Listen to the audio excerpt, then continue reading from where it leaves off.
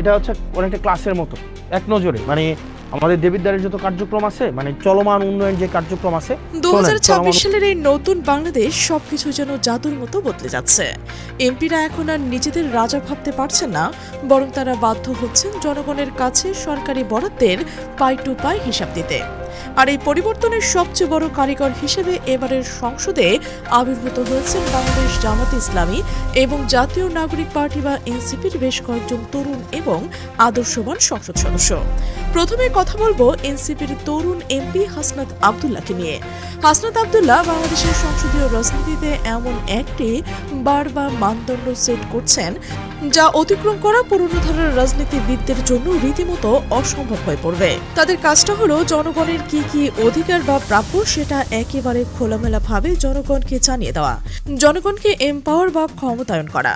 সাধারণ মানুষ এখন জেনে যাচ্ছে যে একজন এমপি সরকার বা বিদেশ থেকে কি কি বরাদ্দ পান এবং তার কতটুকু জনগণকে দেওয়ার কথা। এর ফলে জনগণ এখন সরাসরি এমপির কলার চেপে ধরার জবাবদিহিতা চাইতে পারবে। তারা বলতে পারবে, এমপি সাহেব এ বরাদ্দ আমার পাওয়ার কথা, আমাদের দিলেন না কেন? আর এর একটি অত্যন্ত চমৎকার এবং বাস্তব উদাহরণ আমরা সম্প্রতি দেখছি। আপনারা জানেন, রমজান উপলক্ষে king Salman humanitarian aid and relief centre উপহার হিসেবে বাংলাদেশে 12,500 কার্টন খেজুর দিয়েছে। এই বিপুল পরিমাণ খেজুর দেশের 64 জেলায় 300 আসনে ভাগ করে দেওয়া হয়েছে। কিন্তু সবচেয়ে বড় সত্যটি হলো, হাসনাত আব্দুল্লাহ যদি গতকাল লাইভে এসে এই খেজুরের কথা পাবলিকলি না বলতেন, তবে দেশের সাধারণ মানুষের কেউই এই খবরটি জানতে পারতেন না। অতীতের মতো এই এমপিরা খুব নীরবে এগুলো নিজেদের মধ্যে, আত্মীয় স্বজনদের মধ্যে, নেতাকর্মীদের মধ্যে ভাগাভাগি করে ফেলতেন। কিন্তু হাসনাত আব্দুল্লাহ শুরুতেই সেই চুরির রাস্তাটা পেরেক ঠুকিয়ে দিয়েছে। তিনি প্রকাশ্যে বলে দিয়েছেন, এই আমানত যেন খেয়ানত না হয় এবং যার যা প্রাপ্য তা যেন তার কাছে পৌঁছে দেওয়া হয়। হাসনাত আব্দুল্লাহর এই একটিমাত্র ঘোষণায় সব দলের এমপিদের ভাত মারা গেছে, যারা কোটি কোটি টাকা দিয়ে নমিনেশন কিনেছিলেন এই একটি আশায় যে ক্ষমতায় গিয়ে ডাবল লাভ করবেন। এখন তাদের মাথায় হাত, চোখে সরিষে ফুল আর আকাশ ভরা তারা দেখছেন। তারা জনগণের সম্পদ লুটপাটের সকল রাস্তা এভাবে বন্ধ করে দিতে হবে এবং কোনো এমপি যেন একটা টাকাও মারতে না পারে সে বিষয়ে জনগণকে সজাগ থাকতে হবে। এটাই হলো হাসনাত আব্দুল্লাহর বার্তা। তো হাসনাত আব্দুল্লাহ সংসদ সদস্য হয়েছেন মাত্র 21 দিন হলো। এর মধ্যেই তিনি একটি লাল জার্সি গায়ে দিয়ে রীতিমতো লাইভে ক্লাস নিচ্ছিলেন। সরাসরি ফেসবুক লাইভে এসে স্লাইড শো এর মাধ্যমে কাজের হিসাব দিলেন সংসদ সদস্য হাসনাত আব্দুল্লাহ। সারা দেশের মানুষ হাসনাত আব্দুল্লাহর শিক্ষক সুলভ এই ডিজিটাল কাজ দেখে বড় এক পরিবর্তন হিসেবে নিচ্ছেন।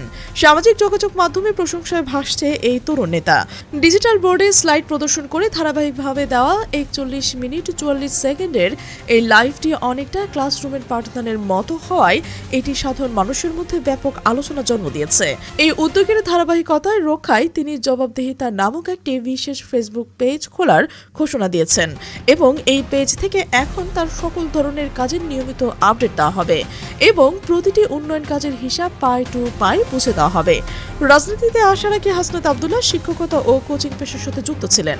ঢাকা বিশ্ববিদ্যালয়ে শিক্ষার্থী থাকা অবস্থায় তিনি স্কুল অব অ্যালিক্সেন্স নামক একটি অনলাইন ভিত্তিক প্রতিষ্ঠানের ইংরেজি শিক্ষক হিসেবে ব্যাপক জনপ্রিয়তা অর্জন করেন। সংসদ সদস্য নির্বাচিত হওয়ার পরও সেই চেনা রূপে ফিরে আসা প্রসঙ্গে জানান, তিনি মূলত এই পদ্ধতিকে জনগণের স্বচ্ছতা বজায় রাখার একটি বিশেষ মাধ্যম হিসেবে বেছে নিয়েছেন। লাইভের শেষ পর্যায়ে তিনি রাজনৈতিক ঐকমত্যের ভিত্তিতে স্বাক্ষরিত জুলাই সনদ বাস্তবায়নের গুরুত্ব তুলে ধরেন। সংশ্লিষ্ট মহলের মতে একজন সংসদ সদস্য সরাসরি জনগণের সামনে এসে এভাবে কাজের হিসাব দেওয়া এবং শিক্ষকতার দক্ষতা কাজে লাগিয়ে জবাবদিহিতা নিশ্চিত করার বিষয়টি রাজনৈতিক অঙ্গনে নতুন এক ইতিবাচক দৃষ্টান্ত হিসেবেই দেখা হচ্ছে। সামাজিক যোগাযোগ মাধ্যমে হাসনাত আব্দুল্লাহর এই লাইভ ক্লাসটি উদ্যোগ ব্যাপকভাবে আলোচিত ও প্রশংসিত হচ্ছে। প্রিয় দর্শক, আপনি কি মনে করছেন এই সার্বিক বিষয়ে? অবশ্যই মতামত কমেন্টে জানান। আর আপনি যদি চ্যানেলে নতুন হয়ে থাকেন, সাবস্ক্রাইব করে বেল আইকনটি বাজিয়ে রাখুন যেন পরবর্তীতে বিশ্লেষণ ধর্মী প্রতিবেদন সবার আগে আপনার কাছে পৌঁছয়। আমাদের সাথে থাকার জন্য ধন্যবাদ।